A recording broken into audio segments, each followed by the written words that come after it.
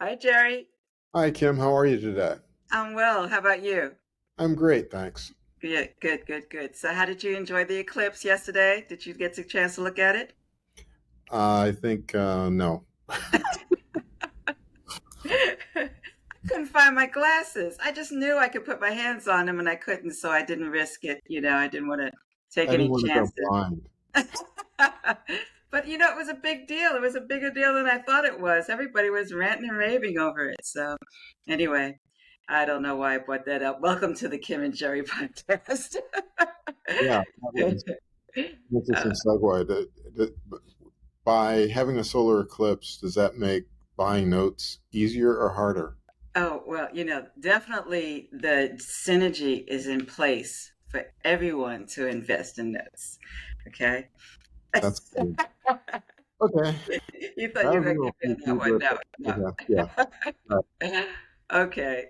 In all seriousness, welcome to the Kim and Jerry podcast. And just want to move forward with some thoughts we were sharing because, we like to key off of what other people ask us and, what seems to be the question of the week. And so the question of the week is, how can you afford to buy notes? So before we get started, I just want to give our disclaimer. We are not attorneys or CPAs or what's the other one? Financial planners.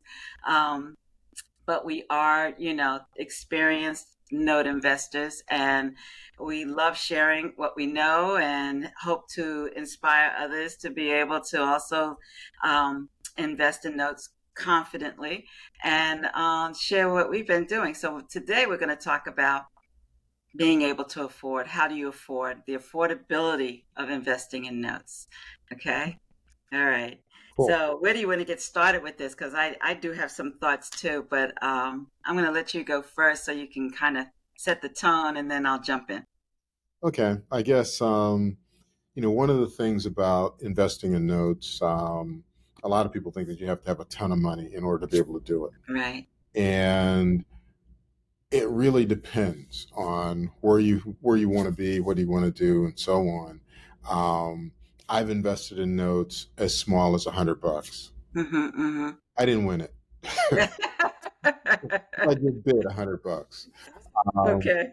I was beat by somebody that bid $400 for that note or something like that. So you can this you can buy notes for as little as a few $100 up to hundreds of thousands or millions of dollars. Yeah. They're all over. Oh. And a lot of that really depends on, where you're looking, what do you want to spend, and so on. Mm-hmm, mm-hmm. So when I first started, I was buying smaller notes. Right. Um, and it wasn't and because I was so new and didn't really understand the space, I'd say, all right, I got a couple of $1,000 here. I'm willing to risk that. Right. Right. And, you know, at the time, the amount I was willing to risk was really small. So I focused on buying notes that fit into that box. Yeah. Yeah. And that's a good point about fitting into the box because I think we all consciously or subconsciously have what we call a buy box in mind. Yeah. You know, as you know, of course, and I think some of our audience and people, they know that I used to do fix and flips. And so there was a buy box that I always looked at. There were all kinds of houses that would be available to consider, but it was my buy box that I wanted to take on for the purpose of being able to manage the risk, right? Manage the cost, manage what I knew that I could keep from being a situation that may not turn out well, that I could still come out of it somehow, some way, if not on top, but, definitely par, right? Yeah. And so, like you, when I first started investing in notes, I don't even think it was a couple of thousand. I think it was 1,900 to be exact, or something like that. Um, but I knew I could. I knew I could handle that if I didn't know what I was doing or it took over or something happened. Knowing what I know today, wow. But there is opportunity at all levels. And I think that's the message that we want to get across today. Yeah. And think of it as a buy box, and your buy box can change, right? Yeah. It doesn't have to stay that way. Yeah. Okay, so I won't take over. Go ahead. Sorry. Throw it back at me. So speaking of buy box, one of the things that you just mentioned is you start with how much do you want to spend, Hmm. Hmm. and look for notes that fall within that category. The other thing that you want to be paying attention to is what's your exit strategy. Right. Your exit strategy will also determine how much you want to invest and how do you invest and when and where do you invest. Right. We look at what kind of yields and what kind of returns so do we want to get on those really small notes like that. Obviously, I was getting a ridiculously high return on my investment. Yeah, yeah, Uh, amazingly. No one tells you that part when you're first starting out, right? No one tells you how that little number turns into a really big number as far yeah, as your returns are concerned. So, that's true. So, what kind of return do you want is really important. hmm. Um, you want to also, and we were kind of alluding to this a second ago, look at your risk tolerance and how do you want to manage that. Right, You you heard me say that at the beginning. I said, well, how much do I want to risk? And it's because I didn't know the space, right, right. and I thought, well, gee, I'm getting into this, and well, what if I lose all my money? Well, now that I've been doing this for a while, it's sort of like um, I don't think about am I going to lose because I know that I'm not allowed to say this on when it's being recorded, but I've never lost. Right, you right, know, right, um, right. Never, so never say never, but we've never lost, yeah, you know. yeah, So, and a lot of it gets back to risk management, risk tolerance. How do you make sure that when you're putting your buy box together, you're buying a note that you are pretty confident will have a positive payoff for you?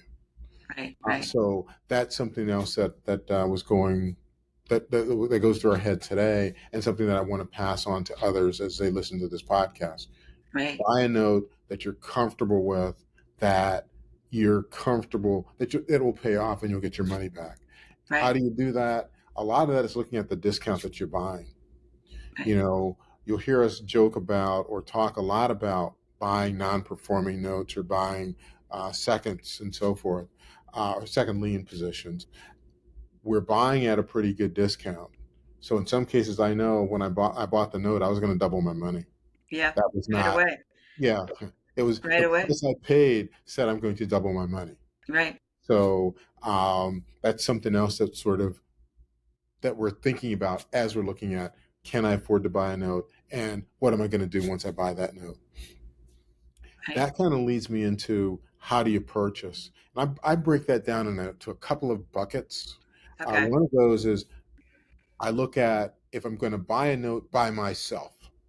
Mm, I'm not going to bring in any partners. I'm not going to bring in any friends. I'm going to buy that note by myself. right, And if I'm right, going to buy it by myself, am I going to keep it for long term or short term? right. So if it's a long term horizon, I may look at my tax advantage accounts. So I may look at my solo 401k, my self directed IRA, an HSA account, Mm-hmm. um, on my Roth IRA. So I'll look at those types of accounts and look at should I put in a note into those accounts because I'm going to keep this in there for a long period of time and it will allow me to grow. I particularly look at that when I'm looking at non-performing notes Right, because the returns are so high. Um, it allows my tax advantaged accounts to grow pretty rapidly. right. And So it allows you to be patient as the note evolves yes, to when you are investing, through your tax advantage accounts, right? There's yeah, no particular got to get this done by a certain deadline or anything like that because, that's the whole purpose of a tax advantage account is to have patient money that's yeah, working for you, growing for you. And so this is a great coupling as far as a strategy is concerned in purchasing a note using a tax advantage account. true, true. Yeah. So for long term, long horizons for me, I'm Hmm. looking at how do I build capital? Right, right, And buying at a discount, building capital, that allows me to take a note that I built the capital on and use that note to buy a note. Hmm. So Hmm. when I go back to that $100 example, Hmm. so you buy a note for $100 and when you buy it that it's going to be worth a lot more. Right. Right. And then you take the proceeds from that a lot more and use that to buy another note. Right, right. That's what I did when I first started Mhm. investing in notes. I was trying to get an understanding. I wanted to get my feet wet. I bought this little $1,900 note, and it turned around pretty readily. I think it was like what 90 days or something that it kind of resolved itself. To my surprise, it's like, oh, this is how this worked. Not all of them worked like that. However, Yeah, um, but the return was three times what I put in, right? So now I had more money to invest. And yeah. I did. I took the whole thing and reinvested again Mhm. and been doing that over and over again. It's sort of like, a compound interest kind of Yeah, approach, if you will, because it significantly makes a difference. I mean, you all of a sudden, as little time of, I want to say a year, you can be looking at a much different portfolio than what you yeah. started out with, Agree. as far Agree. as the notes are concerned. Agree. Totally agree with that, Kim. So long term by myself. That's kind of how I look at things. Um, then I also look at short term again by myself. Um, and again, I will raise cash all kinds of different ways. And, with folks that call us up and talk to us, I can go into some things that ways to raise cash that we can't talk about here because Yeah. of time constraints and other things on, on the call or on the tape. But again, I'll use my tax advantage accounts. I'll use my savings, bonuses. I'll sell stuff because there are assets that I have that are not giving me the types of returns that I'm looking for, or I have assets that I can get a better return. I've mentioned on a number of these podcasts that, yeah, I'm selling off some of my real estate, you know, um, because I can get a better cash on cash return by Right. selling that, taking the gain, and plopping it down into a note that will give me a better return. So Right. It's using a cash, strategy. yeah, It's there. It's not oh, this is a nice note. Let me buy this note and then walk away from. There's a strategy that is constantly going on, yeah, with your portfolio, as it should be, yes, so that you can, you know, reach the goals that you set out for yourself, right? sure, And notes can definitely get you there. yeah, It's not whether it can or cannot. It can. It's a matter of the strategy that you implement to reach your goals. sure. Speaking of which, I just want to interject was that I had someone called me up just the other day and said, listen, I'm getting a refund check for this amount of money, they told me. And they said, can I buy a note? And I thought to myself, we can buy three notes. So I'm waiting for the refund check to hit so that we could, collaborate and be able to help this new note investor enter into the realm of investing in mortgage notes. So, And okay, that sorry. gets back to raising cash in alternative manners. Yeah, yeah, In yeah, tax return. Didn't yeah, think about that. That's another idea.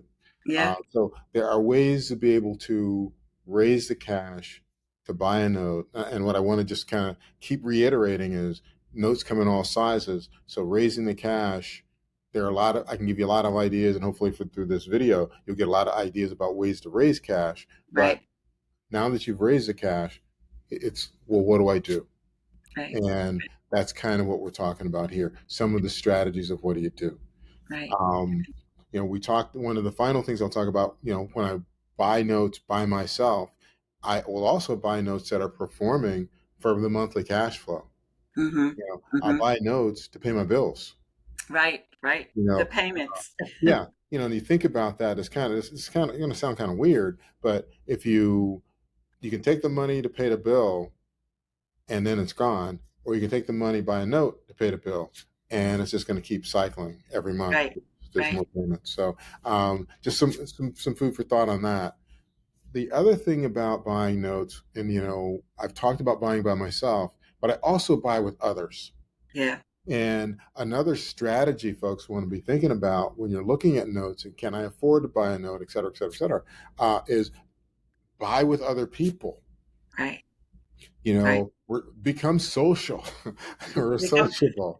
You and know, we laugh, but it is really an avenue to become social, to become a network, yeah, right? To grow stronger and more confident in this realm of mortgage note investing. yeah, I'm a big proponent advocate of community in this realm, and the experience of investing with a community is none like it. I mean, and it doesn't take away from me investing on my own if I see something that I want to invest in. But the community is another experience, a whole different layer of investing, yeah, and building confidence as well as you know building on your capital to reinvest, right? And so yeah. that's a whole nother podcast by itself, how that community works, how it can work, why you should be part. In fact, Jerry, can I just give you a little plug here? Aren't you doing a webinar Thursday, April 11th, right, on LinkedIn? And isn't the topic called "Do Not Invest in Notes Alone," right? And that Yeah, underscores the whole something like that. community. Yeah, yeah. No, but this is a big deal because it gives everybody an opportunity to understand what this community is about and how it's effective, um and that I think people can even ask questions on this platform, right? Sure. Okay, so here it is. April 11th, at 12 noon Eastern. Jerry is doing a webinar on LinkedIn. So you can go out to our LinkedIn site right now, First Shield Financial, and you can actually register to be part of this interactive webinar to talk about, how to not invest in notes alone. Okay, Yeah, that cool. that was purely organic. I didn't know that was coming. Oh, I could tell. That was unscripted. Sorry. So no worries. But yeah, but getting back to investing with others, that's how you and Steve and I started working together. It's just, Yes, hey, yes. um, we could leverage each other's capital to buy bigger notes, to buy, or in our case, not just to buy bigger notes, we bought bigger tapes. So we Right. would buy, as a group, we could buy, instead of buying one or two notes on our own, we could buy 5, 10, 20 notes at a time. And And then what happened? We were that changed getting everything. tips. They were Yeah. coming over the fence like crazy after that. So, Well, that was the point where people started to realize that First Shield was serious yes. because we were now buying 10, 15, how many ever tapes at a time or notes at a time. And yeah, this isn't a hobby. Yeah, and Yeah. then we started taking down tapes with Yeah. investors, and Yeah. this has been fun. I mean, this whole journey of note investing has just been a lot of fun. We have a good time, Yeah. probably too much fun sometimes, but Yeah. uh, but in all seriousness, it's very effective. And Yeah. having come from the world of investing in real estate physically, the whole fix and flip and stuff like that, and you can do very well there. Clearly I evolved in that realm, but I love the mortgage note investing. Cool. So, I don't want to give that up to do fix and flip for certain. That's, No, yeah, I really don't like swinging hammers anymore. yeah, yeah, yeah. So I didn't swing too many of them, but the headache of having to figure out what to do next and how to get there and don't spend too much money and yada yada yada. So, Yeah. uh, but it worked out. But yeah, I think that mortgage note investing for anyone is there for you. You just have to know how to do that approach, right? Because that was the one thing that I didn't understand when I was first starting out was that, and this is some of the feedback we're getting back today, is that everybody assumes that when you're buying a mortgage note, you're buying the mortgage note that you see today, the 500,000. It assumes that you're buying the property, that kind of thing, but you're buying the unpaid balance at a discount, right? And there are lots of factors that dictate that discount, and that falls out in the due diligence. And we have a whole podcast on the due diligence, right? And Yeah. why that kind of steers you into knowing what kind of discount you need to put on the note that you're interested in investing in. And then based on that discount, you don't really know yet what your end number might be in that in the investment, but what you do know is how much of a discount you got on the unpaid. So from that point, you do know how much you've already uh, obtained as far as the gain is concerned. Yeah. You know, Yeah. it's a process, and it becomes more natural the more you do it and the more you understand. But anyone, as Jerry said, even with $100, you can get into into True. mortgage note investing. True. So, And as you're thinking about, investing with others, there are a number of vehicles that come to mind that might be of help to many folks. One is, a joint venture where uh-huh, you are working with other investors to take down a note, to take down a tape. Everybody puts money in, and you use that as the foundation for buying.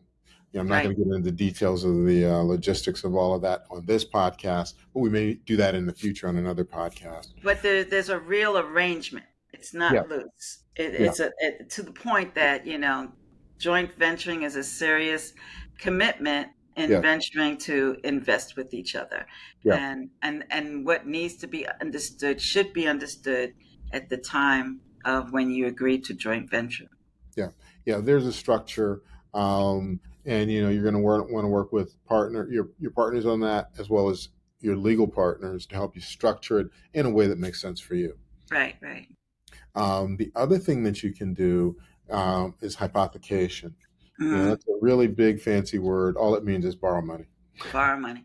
So, with a hypothecation, you borrow money from individuals for a specific note or a specific series of notes. Right, In our case, when we do a hypothecation, our partners, our lenders in that endeavor will know exactly which note we're using, which note we're buying that will be part of the collateral file for them.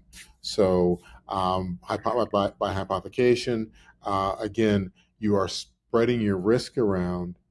You're getting money at a little bit, better rate for your investors, for your borrowers, but you're also getting money that will allow you to buy bigger notes. right. It allows you to leverage your knowledge to be able to acquire notes. So again, another vehicle for being able to do that. And there's a lot of strategy that goes along with that relationship with the hypothecation, right? True.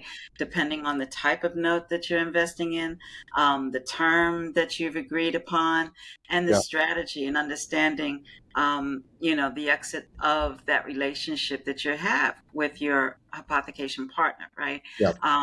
And so that becomes a whole new level of understanding and relationship and in-depth investing in mortgage notes. And, it is too very fruitful in growing wealth. Yeah. So And, at some point we may want to do whole podcast on on hypothecation. hypothecation, yeah. You Yeah. know, so as we talk, it gives us other ideas. I know, right? Yeah. The final thing that I want to talk about when I'm investing with others is partials. That's Mm, something in the real estate world that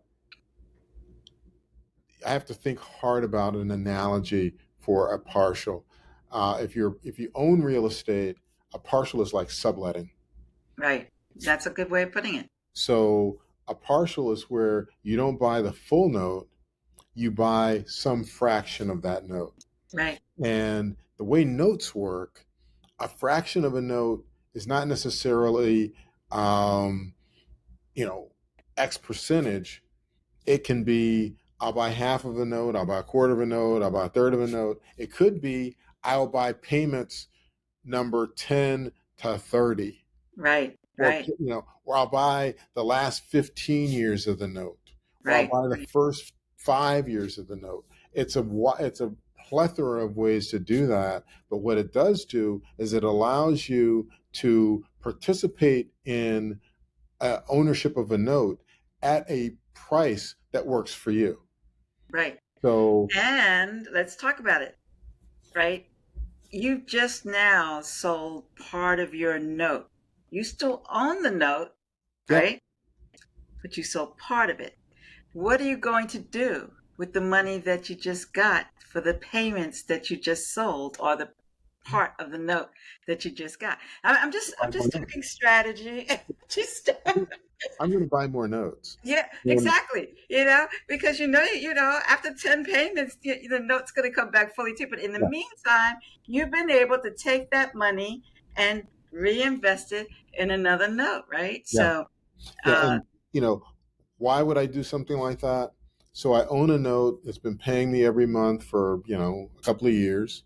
And I see another really nice note that I want. I don't have the cash today.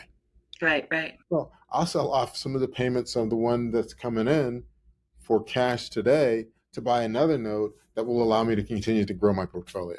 So right, that's kind of why, I would look at a partial, but I can also look at a partial as a way to be able to get a note if I don't have a lot of money as well. right, right, right. So They, buying these payments for a little bit lower price. and So so this is why the buy box changes, right? This is yes, why it's not always fixed. The buy box might be the buy box of the week, and that's it. yeah, Because yeah, next week the buy box could change, yeah, and depending on your circumstances. true. And that's why right up front we said, you start with how much do you want to spend. When you're selecting your buy box, realize that there are lots of moving pieces in order to be able to get something that you're going to want to purchase. Right, Nothing is going to fit perfectly in your buy box. You're going to have to make some compromises, some changes, whatever. But again, this is just kind of how you would come up with the cash to be able to do something or to be able to acquire a note. right, right. No, this is great. And this is the kind of thing that the community, right, can help out with in regards to taking a closer look. Does this make sense? Look what I'm trying to do here. This is why, let me see. When somebody else says, okay, okay. And then next thing you know, you either have more support, you might even have another JV partner, Yeah, yeah, right? Or it helps you know that your thought process was right on spot with what you were trying to do. And true. so, again, I am a proponent of investing with the community. So, and for Cool. many, many, many, many reasons why. Right. So, Well, that's kind of my thoughts today for how do you find the money to invest. It starts with how much do I have available, and no amount's too small. no amounts too small. And just be creative in how you're looking at notes, how you're looking to acquire notes. You're looking for large ones, you're looking for small ones, you got partners, tax refund checks, all that kind of stuff all goes into the mix of being able to acquire notes. The biggest thing that I'll say, for me, I wish I'd started decades ago. um, but you know you can't dial the clock back, so let's get started today. So for me, let's get started. Anybody out there that's interested in doing notes, give us a shout and we'll help you walk through the process. Right. And even if you're just thinking about it and you're trying to figure it out, or you don't know where the money could come from, even if you just want to discuss maybe some strategies, because sometimes things as aren't as obvious, when you're not in it, when you don't see it, when you don't know different dynamics. It's a lot to take on, Yeah, especially if you've never been investing in this realm. yeah, But you'll be surprised where you already have money to be able to invest in notes, and how you can make this work. Just getting started is everything. Um, it's not how much you have. It's not how much or how big of a note that you have, but just getting started changes the trajectory of your life of growing personal wealth. Yeah. And and it can happen so quickly. Like I said, in a year, your whole picture of where you are when you first start out, it changes dramatically, so that you can see yourself continuing in this vein of investing in mortgage notes. um, it's really hard to describe. You got to be in it to know it, to feel it, to see it, right? Yeah. Experience it. Absolutely. Yeah. Anything more you want to share, Jerry? I think I've kind of walked through all of the high level stuff. It's obviously going to spawn questions, spawn Yeah. other podcasts, but I think it was a good topic. It was very timely. Yeah, For those of you that like what you heard, hit the subscribe button down below. Um, Hit the like button as well. That's very helpful. it does, And right? yeah, Get the yeah, word out. yeah. Yeah. If you want to learn more, go to our website at www.firstshieldfinancial.com. You can get some more information as well as schedule a time to talk to Kim, myself, or one of our other partners about notes and what we do and our strategies and so forth. Um, and then finally, you can catch us on, obviously, you're already on YouTube to see this podcast, but we have other podcasts out there as well that get into other intricacies of investing in the note world. Right. And then again, don't forget about your Thursday live on LinkedIn, where people can bring their questions, and learn more about how to invest in mortgage notes. Yeah, It's another opportunity to engage and connect with us, and so I look forward to that. I'll be there April good. 11th, Thursday at 12 noon Eastern on LinkedIn. All right. Thanks so much, Jerry. I love the Kim and Jerry podcast, and I'm hoping that it's really helping a lot of people out there to be able to um, consider investing in notes. So Yeah. thank you again. All right. Take care. Till Thanks, next Kim. time. All right. Appreciate it. Bye Okay. bye. Bye bye.